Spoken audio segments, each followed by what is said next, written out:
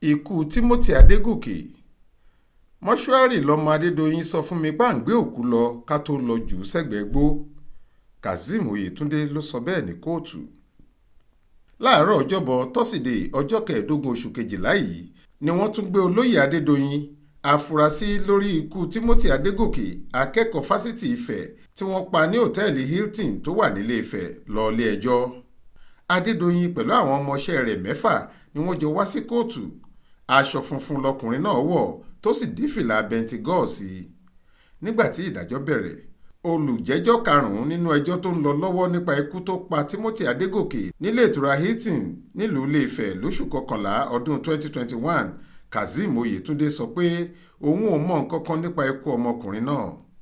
Kazeem tó farahàn ní kóòtù lọ́jọ́bọ̀ tọ́sídẹ̀ẹ́ ọjọ́ 15 oṣù kejìlá ọdún 2022 pẹ̀lú dókítà Ramon Adédoyin tó nílé ìtura náà àtàwọn òṣìṣẹ́ rẹ̀ 6. a rántí pé ẹlẹ́rìí Adédoyin ló yẹ kó wá sí kóòtù gẹ́gẹ́ bí ohun tí wọ́n fẹnu kò sí níjókòó ìgbẹ́jọ́ tó kọjá, ṣùgbọ́n ṣe ni agbẹjọ́rò rẹ̀ kéèké ẹlẹ́jà tún sọ fúnlé ẹjọ́ pé olùjẹ́jọ́ náà ti wà ní olú ilé-iṣẹ́ àwọn ọlọ́pàá nílùú Òṣogbo àti pé yóò farahàn ní kóòtù láìpẹ́.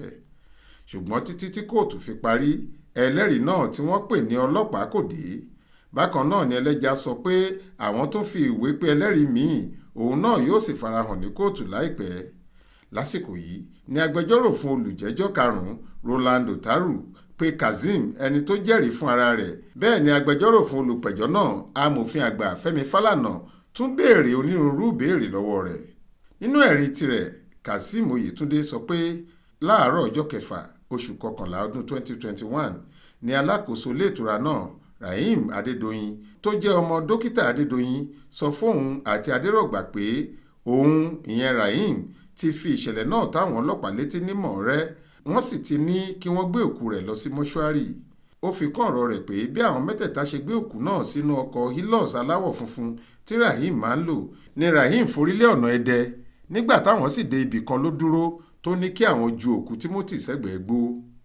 ó ní bí àwọn ṣe fẹ́ gbé òkú náà kúrò nínú ilé ìtura ni Rahim ti kó gbogbo kọ̀ǹpútà alágbèéká, fóònù, owó, oògùn òyìnbó tó lòkù àti omi tó mu kù sínú báàgì aláwọ̀ búlúù kan tó sì jù ú sẹ́gbẹ̀ẹ́ òkú Timothy lẹ́yìn táwọn jù ú sẹ́gbẹ̀ẹ́ gbó. ó ní báyìí ni Rahim gbé àwọn padà sí òtẹ́ẹ̀lì. látìgbà náà lòun kò sì ti fojú kan mọ́tò Hilux àtàwọn ẹrù Timothy yìí mọ́. nígbà tí wọ́n béèrè ìdí tí Kazeem kò fi lọ fi ìṣẹ̀lẹ̀ náà tó àwọn ọlọ́pàá létí, ó ní kì í ṣe iṣẹ́ òun láti fi tó àwọn ọlọ́pàá létí nítorí ọ̀gá òun ni Rahim jẹ́. Florence Babasola ló jábọ̀ ròyìn fún iléeṣẹ́ tẹlifíṣàn Aláròye online.